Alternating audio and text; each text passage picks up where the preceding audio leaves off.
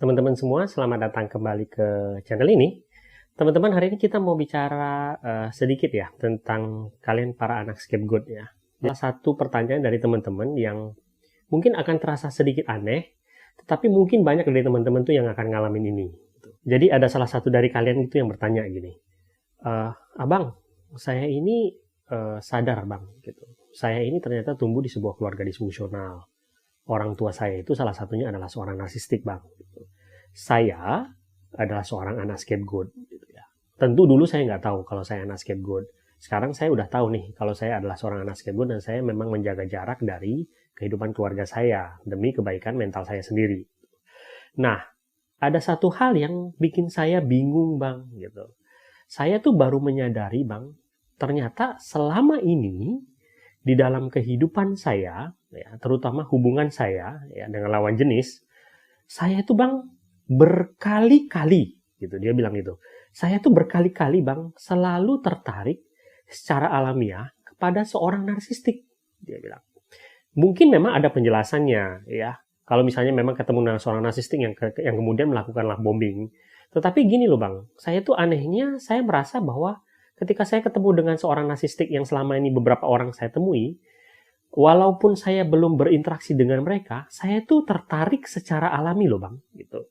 Saya tertarik secara alami tanpa saya sadari, gitu. Dan ini terjadi berkali-kali. Tentu hubungannya itu akan selalu menjadi hubungan yang manipulatif, di mana kemudian saya selalu dirugikan karena saya selalu jadi korban. Tapi ada sebuah perasaan yang menyalahkan diri saya sendiri gitu. Kenapa saya bisa tertarik secara alami terhadap si narsistik? Gitu. Ada perasaan yang menyalahkan diri saya sendiri bahwa saya seolah-olah mengajukan diri saya atau memberikan diri saya kepada si narsistik. Di mana kemudian saya secara alamiah dimanfaatkan oleh si narsistik tersebut gitu. Ini benar nggak bang? Apakah ini hanya perasaan saya yang selalu menjudge bahwa saya berkali-kali gitu ya tertarik kepada seorang narsistik, atau memang ada penjelasannya? Oke? Nah, ini kita akan mau bahas sedikit ya teman-teman, bahwa ini sebuah fenomena yang sebenarnya dalam tanda kutip kelihatannya unik, tetapi ini benar-benar terjadi. Kamu misalnya adalah seorang anak scapegoat, pria lah misalnya. Kamu tuh bisa loh mendapati berkali-kali tanpa kamu sadari, di dalam hidup kamu tuh selalu tertarik kepada seorang wanita yang kebetulan seorang narsistik. Dan kemudian itu menjadi sebuah hubungan yang manipulatif gitu ya. Yang herannya bagi kalian itu melakukan itu berkali-kali. Seolah-olah kalian tidak bisa belajar dari hubungan-hubungan yang terdahulu. Tentu memang ini dalam kondisi bahwa kalian dulu nggak tahu gitu ya tentang apa itu anak scapegoat, apa itu keluarga disfungsional, apa itu narsistik. Tetapi kok kenapa itu bisa terjadi berkali-kali? Jadi teman-teman, bagi kalian yang ngalamin ini, sebenarnya itu ada penjelasannya. Jadi kita tuh harus lihat akar permasalahannya ya, teman-teman. Kita tahu ketika kamu jadi seorang anak scapegoat, ya, kamu nggak tahu kalau kamu dijadikan scapegoat. Kamu tumbuh di keluargamu dengan pemikiran bahwa ada yang salah dalam diri kamu. Ya. Orang tua narsistik kamu memperlakukan kamu secara tidak adil. Dan ketika itu terjadi, teman, kalian tumbuh di dalam pemikiran bahwa kalian itu harus melakukan segala macam hal untuk mendapatkan cinta dari orang tua kalian yang narsistik tersebut.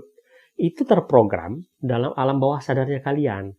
Kalian diprogram untuk memberitahu diri kalian bahwa ya kalian sumber masalahnya gitu, bahwa kalian tuh nggak pantas dapetin cinta dari orang tua narsistik kalian. Itu yang kalian bawa terus di dalam pikirannya kalian.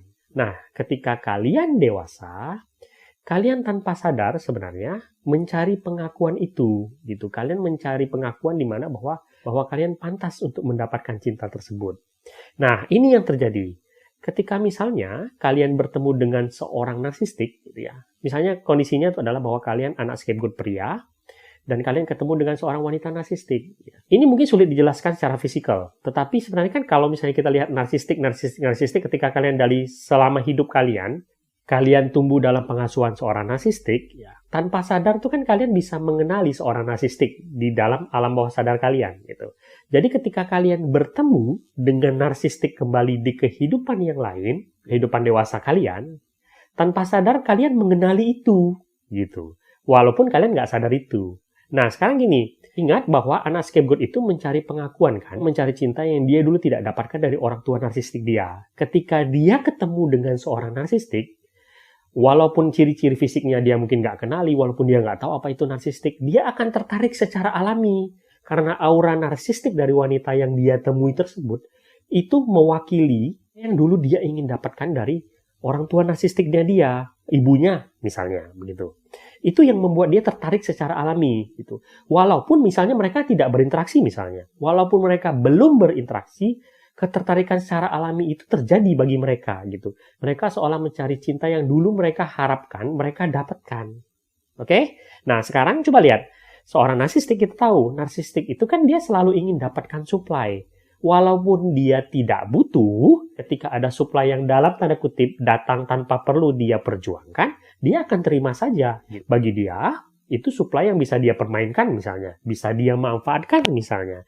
Nah, jadi ketika ada seorang anak scapegoat datang kepada dia, tertarik kepada dia, tidak masalah bagi dia. Seorang narsistik tidak segan-segan untuk mempermainkan supply barunya, melove bombing, melakukan mirroring kepada si anak scapegoat. Anak scapegoat yang dulu tidak mendapatkan cinta tersebut berpikir dia mendapatkan itu dari si narsistik yang sekarang dia temui, gitu. Dia mengira bahwa sekarang saya mendapatkan cinta yang dulu saya tidak dapatkan dari orang tua saya. Itu yang membuat mereka kemudian terjebak di dalam permainan manipulatif si narsistik. Yang mana pada akhirnya kita tahu si anak scapegoat akan dijadikan supply, dipermainkan oleh si narsistik. Kemudian ketika si narsistik itu kemudian tidak merasa bisa mendapatkan apapun lagi, ataupun merasa bosan, dia akan meninggalkan si anak scapegoat atau si supply-nya dia, dan bikin drama keadaan di mana bahwa yang bersalah itu adalah si anak scapegoat. Dan ingatlah, si anak scapegoat memang sudah biasa diprogram bahwa segala hal itu adalah salahnya dia. Sehingga ketika dia didiskan oleh si narsistik, dia akan menyalahkan dirinya sendiri. Dan itulah yang membuat ketika dia kemudian bertemu kembali si narsistik dalam kehidupannya dia kembali tertarik. Karena dia masih ingin mendapatkan pengakuan yang dulu dia ingin dapatkan itu.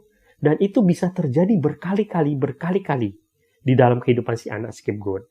Itulah yang menjelaskan kepada kalian semua para anak scapegoat yang mungkin merasa kebingungan kenapa saya selalu tertarik secara alami kepada seorang narsistik. Makanya penting bagi teman-teman semua untuk selalu mengedukasi diri kalian tentang bagaimana seorang narsistik bekerja, bagaimana seorang narsistik memerangkap dan mengapa kalian tertarik secara alami kepada seorang narsistik. Semoga video ini berguna. Sampai jumpa di video berikutnya.